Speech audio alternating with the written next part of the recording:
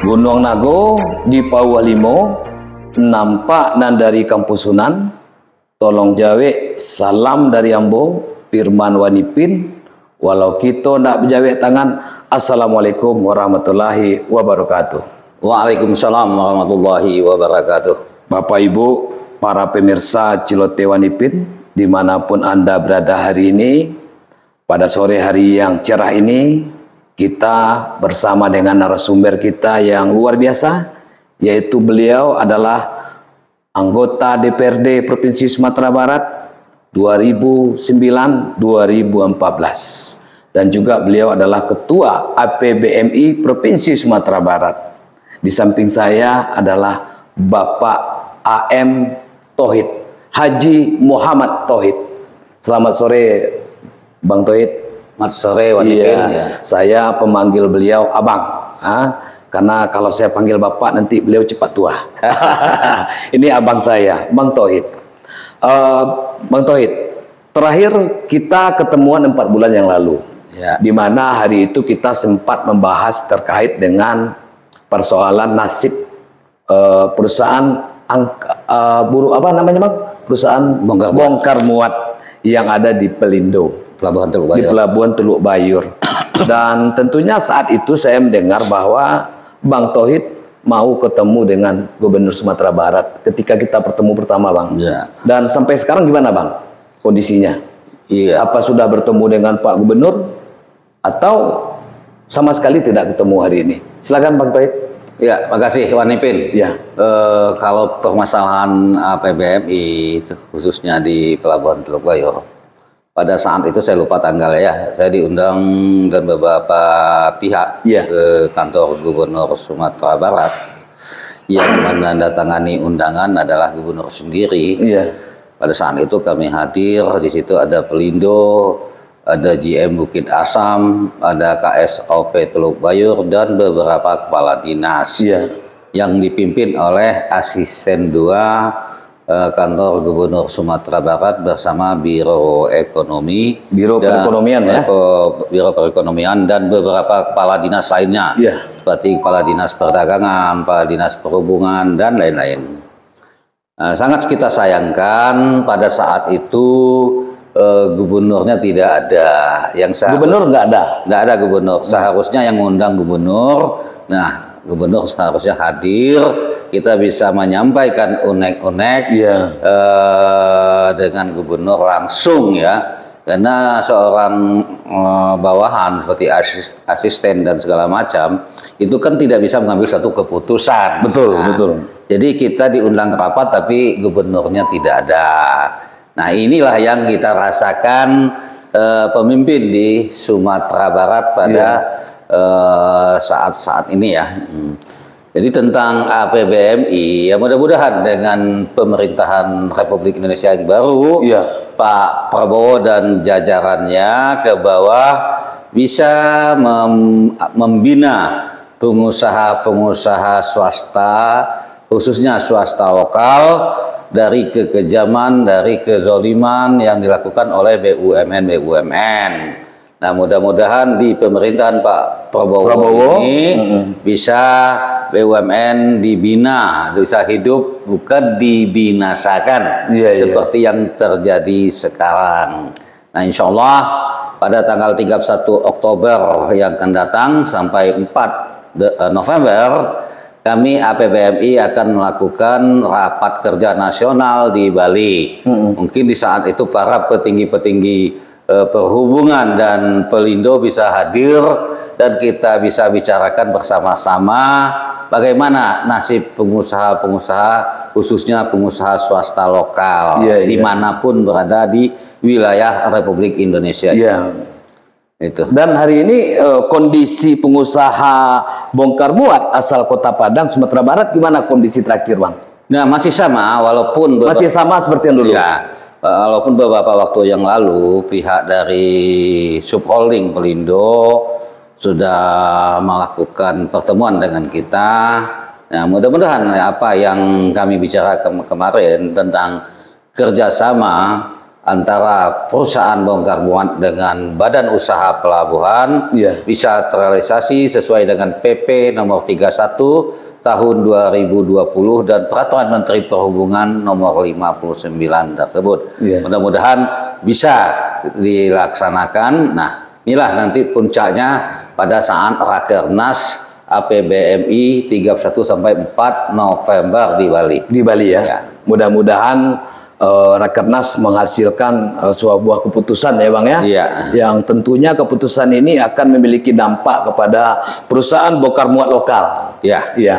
Di mana pernah disampaikan bahwa perusahaan bongkar muat lokal itu mati suri kan begitu. Betul. Iya kan Bang? Nah, padahal mereka ini berada dalam NKRI dan tentunya tertumpang harapan kepada presiden kita yang baru hari ini, yang baru dilantik kemarin ya, Bapak Jenderal Prabowo Subianto. Itu harapan kita. Baik Bang, kita satu lagi nih Bang, kita melihat bahwa politik hari ini khususnya Kota Padang tidak dalam kondisi baik-baik saja. Kenapa saya katakan tidak baik-baik saja? Salah satu contoh kemarin adanya spanduk salah satu paslon sengaja dicabut oleh oknum tim ses sebuah paslon juga. Dan tentunya Abang, kita minta Abang kasih pandangan dari 3 calon wali kota yang akan bertarung ini. Yang nomor 1 adalah Fadli Amran Maikus, kemudian Iqbal dan Amasrun, dan yang ketiga adalah Endri Septa dan Hidayat. Kira-kira Bang, siapa yang menurut Abang yang cocok, yang melanjutkan kepemimpinan Kota Padang ini? Kalau kita lihat Kota Padang ini zamannya Pak Fauzi Bahar bersama Yusman Kasim itu cukup luar biasa berkembang Kota Padang. Kira-kira Bang, siapa nih Bang tokoh yang bisa menjawab kebutuhan Kota Padang hari ini yang betul-betul serba darurat kita Bang? Darurat narkoba, darurat LGBT, kemudian darurat tawuran. Mungkin perlu pandangan dari seorang Bang Tauhid. Silakan Bang Tauhid. Ya, yang pertama tentu tim-tim dari masing-masing paslon. Kita harapkan ya janganlah berbuat yang seperti yang disampaikan Warnipin tadi. Berpolitiklah secara santun, damai. Jangan pula APK paslon lain dicabut atau ditutupi dengan paslon lain. Itu kan tidak bagus berpolitik. Berpolitiklah dengan santun dan baik ya, supaya pemimpin-pemimpin kita ke depan memang betul-betul pemimpin yang diridhoi oleh Allah Subhanahu wa taala. Amin. Jadi kepada masing-masing paslon kita harapkan tentu mereka juga sudah dapat kabar bahwa ada tim-tim dari mereka sendiri yang mencopot atau membuang APK paslon lain. Itu tidak baik. Tidak baik. Nah, selanjutnya tentang siapa kira-kira figur calon wali kota Padang dan wakil wali kota Padang ke depan. Sebenarnya ketiga-tiga calon ini adalah putra-putra terbaik. Ya kan, yang telah memenuhi syarat untuk mendaftar dan telah oleh KPU sudah ditetapkan sebagai calon wali kota dan wakil wali kota. Tentu dari yang baik itu kita mencari yang terbaik. Nah, kita boleh berbeda pandang, berbeda pilihan, tapi tentu dalam bingkai persatuan dan kesatuan khususnya sesama warga Kota Padang. Nah, kalau menurut saya tentu saya melihat sosok seorang Fadli Amran dan Maigus Nasir untuk memimpin Kota Padang 5 tahun ke depan. Mereka lah yang paling layak. Ini menurut pandangan saya. Nah, pandangan orang lain sah-sah saja berbeda. Itu namanya berpolitik, ya kan? Nah, jadi kita melihat sosok Fadli Amran dan Maigus Nasir yang kita harapkan untuk menjadi masa depan Kota Padang, khususnya apa yang sampaikan Warnipin tadi, terutama masalah banjir, masalah narkoba, masalah LGBT dan segala macam. Nah, saya rasa figur Fadly Amran dan Maigus Nasir tepat untuk membenahi apa-apa tadi yang disampaikan oleh Wan Ipin. Karena hal tersebut saya juga sudah bicara panjang lebar dengan Fadly Amran tentang bagaimana sih Kota Padang ke depan. Kita rindu di masa-masa Pak Hasan Basri, Sarul Ujud, dan dilanjutkan oleh almarhum Pak Zuyen Rais. Nah, Padang ini dulu kan ada air mancur dan segala macam. Sekarang mana? Sekarang nggak ada. Nggak ada lagi kan. Nah, dan hujan sedikit aja banjir.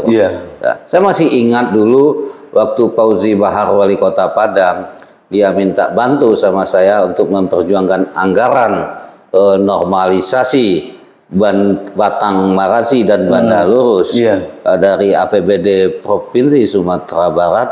Alhamdulillah waktu itu saya bersama teman-teman di DPRD Sumatera Barat bisa mengucurkan APBD Sumatera Barat tahap awal dulu 31 miliar. Nah, cuman sayang, entah kalau sekarang ya sudah lama tidak lewat situ, normalisasi sungai itu udah berpulau-pulau, tidak dirawat dengan baik. Tentu kalau hujan banjirnya akan tersumbat juga. Betul. Nah, bagaimana pemerintah Kota Padang menyediakan anggaran untuk perawatan sungai-sungai ini bebas dari pulau-pulau atau sampah-sampah, kan gitu ya. Ini butuh pemimpin yang betul-betul memperhatikan tentang Kota Padang, khususnya tentang banjir dan sampah di mana-mana berserakan. Nah, ini yang harus kita. Kota Padang boleh kita katakan juga darurat sampah. Darurat sampah, ya kan, darurat sampah. 5 menit saja hujan, banjir. Jadi inilah yang harus kita benahi. Kota Padang di luar itu nanti tentu kita berharap apa yang visi misi dari Fadly Amran tentang BPJS, gratis. Kita sadar sekarang ini banyak masyarakat yang tidak mampu membayar iuran BPJS. Kenapa program seorang calon wali kota untuk BPJS gratis bagi masyarakat tidak mampu, ada pula yang mengejek-ngejekkan. Nah, ini tidak bagus, tidak bagus. Nah, kita dukung program ini untuk kepentingan masyarakat bersama, khususnya Kota Padang. Jadi kita melihat, nah, dari kurang lebih 1 juta penduduk warga Kota Padang, itu kan tidak semuanya yang punya BPJS. Katakanlah TNI, Polri, ASN, pegawai BUMN, swasta dan pengusaha. Mereka itu tidak butuh dibantu dengan BPJS kelas 3. Nah, yang butuh ini bantu masyarakat yang betul-betul tidak mampu. Nah, ke saya saja sering masyarakat datang mengeluh. Karena untuk merawat keluarganya di RSUPM Jamil umpamanya kan, tidak bisa dilayani karena BPJS masih menunggak. Masih menunggak. Mau tidak mau kita juga ada kepedulian kepada mereka. Nah, ke depan kita harapkan masyarakat yang tidak mampu khususnya itu cukup membawa KTP saja ke rumah sakit bisa dilayani. Nah, salah satu program unggulan dari Fadly Maigus. Nah, harus kita dukung ini. Harus kita dukung. Karena saya jujur saja mungkin Wan Ipin bisa ke SMP 6, sebelum SMP 6 itu ada seorang warga yang tidak mampu, kebetulan kakinya selesai diamputasi karena penyakit gula. Saya pernah tanyakan, bukan ada kaitan dengan calon wali kota, calon gubernur. Saya tanyakan ke dia, oh Nana, ini dulu yang mengamputasinya rumah sakit mana? Dia jawab, M. Jamil, ya Sudarso nolak. Ini rumah sakit Siti Rahmah lah yang menjemput dan merawat serta mengamputasi kakinya gratis. Nah, oleh Wan Ipin tanya langsung nanti dengan sebelum SMP 6 dekat pagar ada gubuk kecil. Nah, ini yang masyarakat yang kecil-kecil kayak gini ini yang harus kita bantu, perhatikan. Jangan ada niat seorang calon pemimpin belum apa-apa sudah kita apa namanya itu kita bully dan segala macam. Ini yang tidak bagus juga. Nah, harapan kita kepada masyarakat Kota Padang betul-betul menetapkan pilihannya besok kepada paslon nomor 1 ya, minimal apa namanya nanti untuk BPJS bisa gratis, dan kita juga minta peluang pekerjaan bagi masyarakat tidak mampu. Datangkanlah investor untuk membangun Kota Padang. Jangan sedikit-sedikit nanti ada yang membangun ini kristenisasi dan segala macam. Nah, ini juga kurang bagus. Kenapa sekarang banyak Starbucks yang tumbuh, sudah tuh McDonald dan segala macam. Kalau kita pikirkan ini punya siapa? Kenapa bisa ada di Kota Padang? Kok dulu Siloam akan membangun di Khatib Sulaiman itu dilarang. Alasan kristenisasi. Nah, coba otak kita berpikir. Nah ya, Wanipin ya. Kenapa Yosudarso itu yang punya kan orang Salim? Saya belum mendengar Yosudarso itu ada mengkristenkan orang Padang. Betul. Belum. Jadi pisahkanlah antara agama dan politik. Jangan dicampur adukan politik ini dengan agama. Ya kan? Kita wajib beragama, tapi berpolitiklah dengan santun, gunakan akal dan agama yang betul-betul yang diajarkan oleh Rasul kita Nabi besar Muhammad SAW. Baik, Bapak Ibu, para pemirsa Ciloteh Wanipin, perbincangan kita dengan Bang Tauhid hari ini cukup asik dan artinya melahirkan sebuah kata kunci bahwa artinya pisahkanlah antara agama dengan politik. Iya Bang? Jangan dicampur aduk. Kemudian kalau saya mengutip juga bahwa kalau ada program yang luar biasa dari salah satu calon, jangan dibully lah. Kita dukung bersama-sama. Karena mereka adalah putra-putra terbaik Kota Padang. Dan tentunya kata kuncinya adalah berpolitik santun. Kan begitu nak Bang? Betul. Berpolitik santun guna menghasilkan pemimpin yang berkualitas. Saya tambahkan sedikit Wanipin, kalau memang mau menggunakan agama, sandingkanlah ucapan itu dan perbuatan. Tapi jangan ini untuk kepentingan politik agama yang dikemukakan. Tetapi realitanya bertolak belakang dengan agama dan perbuatan ini. Jadi kita harapkan perbuatan dan ucapan itu disandingkan supaya cocok, ya kan? Supaya betul-betul pemimpin itu nanti yang pemimpin yang beragama dan bisa membangun dan melindungi rakyatnya dari segala hal. Jangan lain di bibir, lain di hati. Kebanyakan pemimpin kan lain di bibir, lain di hati. Hatinya lain. Antara perbuatan dengan ucapan tidak sejalan. Sedikit-sedikit nanti dikatakan politiknya ini apa ini, gimana ini? Dalam agama begini ya, terlalu banyak retorikanya lah Bang. Kan begitu. Baik Bapak Ibu, naik oto ke Padang Panjang, baputa jalan pada sike, menaruh balam tigo gayo, kok direntang namanya panjang, elok dipunta dan nyusingke Bang. Ambil saja dan paguno. Burung Rian Cendrawasih, cukup sekian. Terima kasih. Assalamualaikum warahmatullahi wabarakatuh. Waalaikumsalam. Terima kasih Bang. Luar biasa.